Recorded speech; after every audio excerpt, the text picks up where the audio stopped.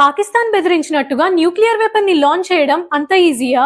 ఒక్కసారి చూద్దాం. పాకిస్తాన్ దగ్గర nuclear weapons ready to launch గా లేవు. ఒకవేళ లాంచ్ చేయాలనుకుంటే పాకిస్తాన్ డేరా గాజీ న్యూక్లియర్ సైట్ నుండి బాంబ్ ని తీసుకొని 800 కిలోమీటర్ల దూరంలో ఉన్న తారానావా అనే మిసైల్ కాంప్లెక్స్ కి తీసుకెళ్లి అసెంబుల్ చేయాల్సి ఉంటుంది. ఆ తర్వాత అసెంబుల్ అయిన మిసైల్ ని 1000 కిలోమీటర్ల దూరంలో ఉన్న షాబాజ్ లేదా మసూర్ అనే లాంచ్ ప్యాడ్స్ కి తీసుకెళ్లి లాంచ్ చేయాల్సి ఉంటుంది. ఈ పని అవ్వడానికి కొన్ని రోజులు పడుతుంది. ఈ గ్యాప్ లో మన శాటిలైట్స్ లేదా వేరే కంట్రీ శాటిలైట్స్ ఈ మూమెంట్ ని పిక్ చేసుకుని వాళ్ళ న్యూక్లియర్ వెపన్ ని అసెంబుల్ చేసే లోపే అటాక్ చేయొచ్చు. అంతేకాదు, న్యూక్లియర్ వెపన్స్ ఉన్న ప్రతి కంట్రీకి న్యూక్లియర్ కమాండ్ అథారిటీ అని ఒకటి ఉంటుంది. దీంట్లో ఆ దేశం యొక్క టాప్ బ్యూరోక్రాట్స్, ఆర్మీ చీఫ్స్ ఇంకా పొలిటీషియన్స్ ఉంటారు. ఈ కమిటీ అప్రూవల్ తర్వాత దేశం యొక్క పిఎం దగ్గరికి ఫైనల్ అప్రూవల్ కోసం వెళ్తారు. ఒకవేళ న్యూక్లియర్ వెపన్ ని లాంచ్ చేయాలనుకుంటే ఆ కంట్రీ యొక్క పిఎం లేదా ప్రెసిడెంట్ దగ్గర సీక్రెట్ లాంచ్ కోడ్స్ ఉంటాయి. కానీ ప్రతి న్యూక్లియర్ కంట్రీ ఇలా కాదు. USA, Russia, China, France, UK ఈ కంట్రీస్ లో వెపన్ ని డైరెక్ట్ గా లాంచ్ చేయొచ్చు.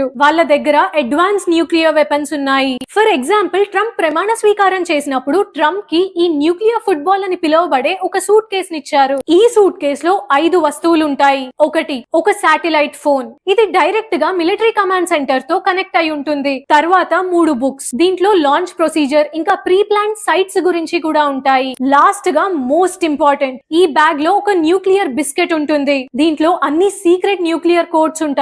ఎప్పుడైనా న్యూక్లియర్ వెపన్ లాంచ్ చేసే సిచ్యువేషన్ వస్తే ప్రెసిడెంట్ ఈ సీక్రెట్ కోడ్ ని ఆర్మీ చీఫ్ కి చెప్తేనే ఆ న్యూక్లియర్ వెపన్ ని లాంచ్ చేయొచ్చు. సో న్యూక్లియర్ బాంబ్ ని లాంచ్ చేయడం అంటే పొద్దునే లేచి ఒక బటన్ నొక్కినంత సింపుల్ కాదు. ఇది చాలా కాంప్లికేటెడ్ ప్రాసెస్. దీని గురించి మీరేమనుకుంటున్నారో కామెంట్స్ లో తెలపండి. Follow for more.